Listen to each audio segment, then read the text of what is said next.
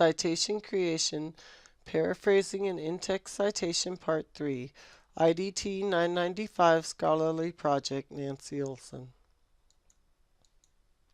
Summative Evaluation Goals and Objectives.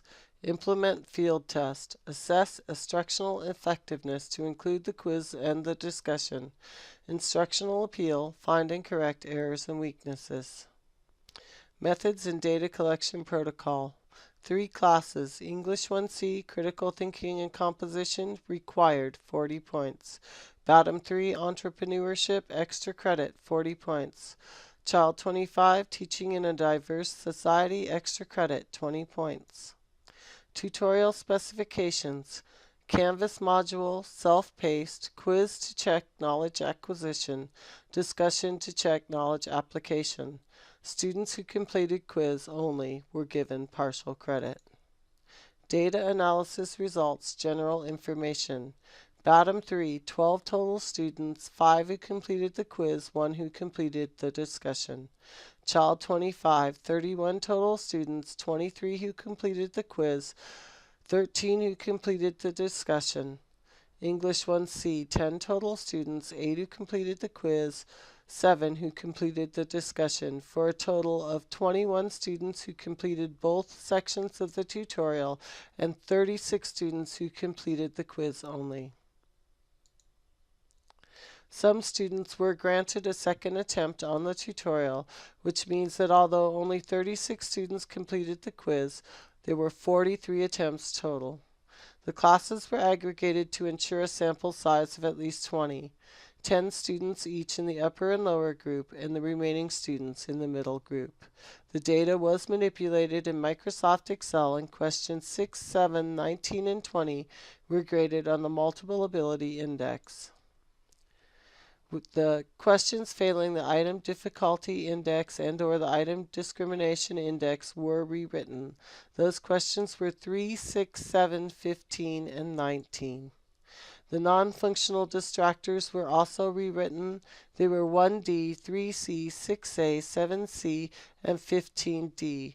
They were generally rewritten by removing extraneous information and by making the information that remained closer to the original, thus making them a better functional distractor.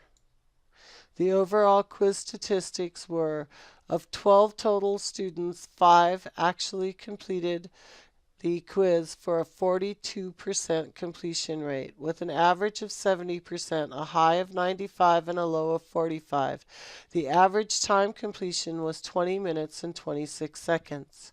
Child 25, total students 31, active students 23, a 74% completion rate with an average of 72%, a high of 95%, a low of 25%, and a 9-hour, 8-minute, and 52% completion rate time.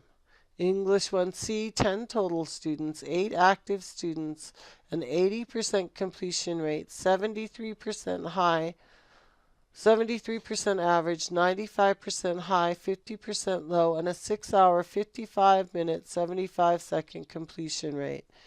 The average then was 5 hours and 8 minutes and 17 seconds.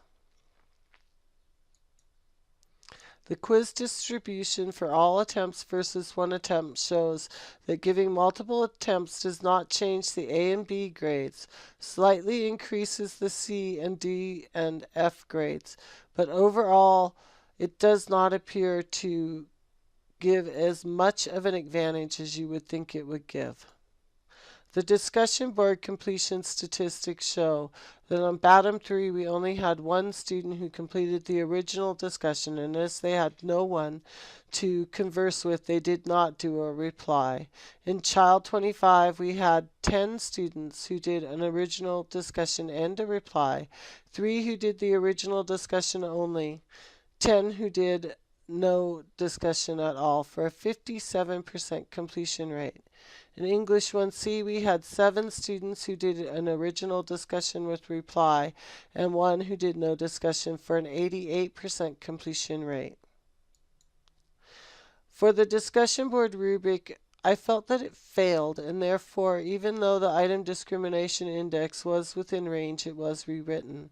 Of the 21 students, 5 did an accurate APA, 5 did an accurate MLA, and 9 did an incorrect citation, but they did one. Only 2 did nothing at all, which to me shows that at least the in-text citation did increase knowledge and skill level.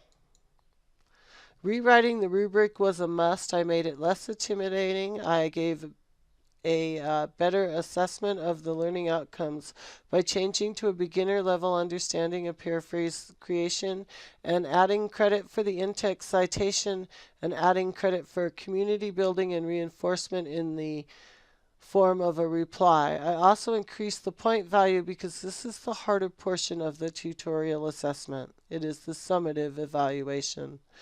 A rubric comparison table shows that we went from 20 to 30 points, from 4 categories to 3, from 5 points per category to 10. We went from a high emphasis on skill level and paraphrasing to a low beginning skill level, and from a focus on the paraphrase components of original, accurate, objective, and complete to an equal focus on paraphrase and in-text citation creation and community building and reinforcement. The engagement level, the extra credit completion rate was 50%, but when it was a required assignment, it was 88%. That's quite a significant difference. Some of the sample comments are, "Hi Dale, this exercise did seem really tough to me in the beginning, but after reading all the explanations all the way to the end of the third module repetitively, the last one seemed a lot easier." "Hi NS, you did a great job on your paraphrasing. After reading yours, I have a better understanding on the ways to rewrite a sentence and shortening it to have meaning." For future applications, there'll be a second field test this semester. We will then do a second summative assessment. We'll do any revisions that are required, and it will then be placed in the teacher repository and tutorial center. Well, it will undergo regular review. References are Columbia College for their paraphrasing guides, A. Goldrick for techniques for paraphrasing, L. Holmes for her Barstow Community College District 2015-16 fact book, Pilgrim Library for 4 parts to an effective paraphrase. Paraphrasing Techniques, which was retrieved on November 9, 2017. Pennsylvania State's Library Guides for APA and MLA. TU Paraphrasing and Summarizing. Finally, we have Welcome to the Purdue OWL, What is Plagiarism, and What is the Correct Way to Plagiarize. Or paraphrase, I'm so sorry. Alright guys, everyone have a wonderful day, and I'll see you on the flip side.